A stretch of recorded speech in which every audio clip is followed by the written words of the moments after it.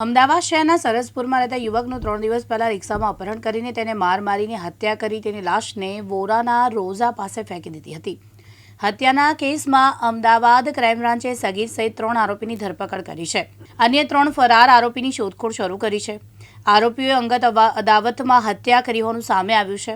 Saraspur Shardaben hospital પાસે આવેલી વસાહતમાં રહેતા 24 વર્ષના ઉમંગ દંતાણીનું ગત 3જી તારીખે રાતના સમયે કેટલાક શખ્સોએ રિક્ષામાં તેનું અપહરણ કરી તીક્ષ્ણ હથિયાર વડે ઈજાઓ પહોંચાડીને તેની હત્યા કર્યા બાદ તેના મૃતદેહને વોરાના રોઝા પાસે ફેંકી દીધો હતો।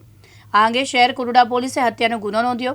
બીજી તરફ ક્રાઇમ બ્રાન્ચે બાતમીના આધારે સુમિત પટણી, અમિત પટણી અને અન્ય એક સગીરને ઝડપી લીધા છે, જ્યારે અન્ય આરોપીઓ રોહન પટણી, આકાશ પટણી અને પૂનમ પટણીની શોધખોળ શરૂ કરી છે। આરોપીની પૂછપરછમાં જાણવા મળ્યું કે સુમિત પટણીને મૃતક સાથે અંગત અદાવત હતી। 3જી તારીખે તે રસ્તા પર મળ્યો ત્યારે તેનું અપહરણ કરીને માર મારીને હત્યા કરી હતી। આ અંગે પોલીસે તપાસ શરૂ કરી છે। ગઈ તારીખ 3/7/2025ના રોજ શહેર કોટડા પોલીસ સ્ટેશનમાં મર્ડર વિથ અપહરણનો એક ગુનો દાખલ થયેલો છે।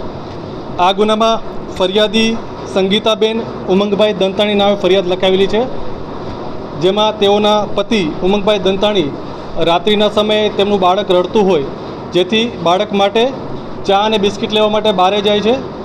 શારદાબેન હોસ્પિટલ આગળ આવેલા રાધે પાન કરીને છે, ત્યાં એ દૂધને લેવા જાય છે। ત્યાં 5 થી 6 લોકો બેઠા હોય છે।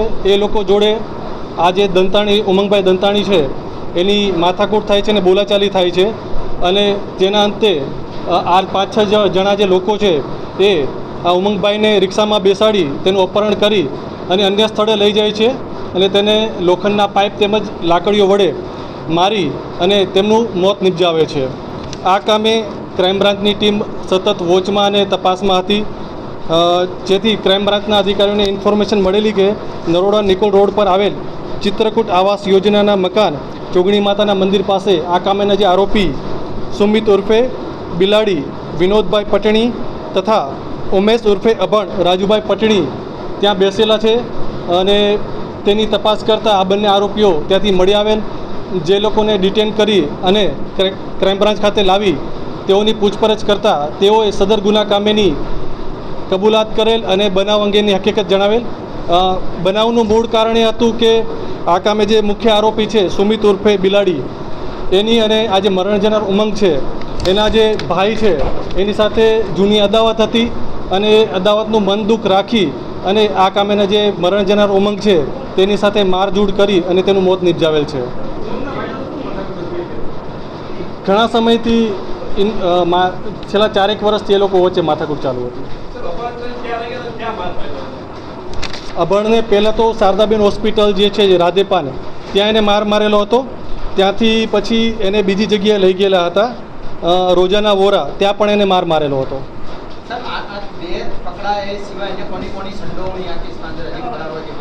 આ કામે એક કાયદાના સંઘર્ષમાં આવેલ બાળક છે એને બી ગુના કામે ડિટેન કરેલો છે, એટલે 2 મુખ્ય આરોપીઓ છે અને કાયદાના સંઘર્ષમાં આવેલ બાળક છે, એટલે 3 લોકો અત્યારે ક્રાઇમ બ્રાન્ચ ખાતે હાજર છે।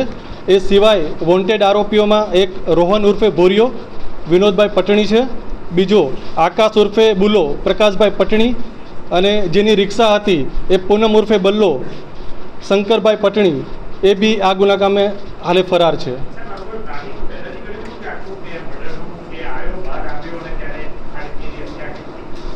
આ કામે કોઈ પ્લાનિંગ હોય એટલે હાલની તપાસની દ્રષ્ટિએ એવું જણાતું નથી।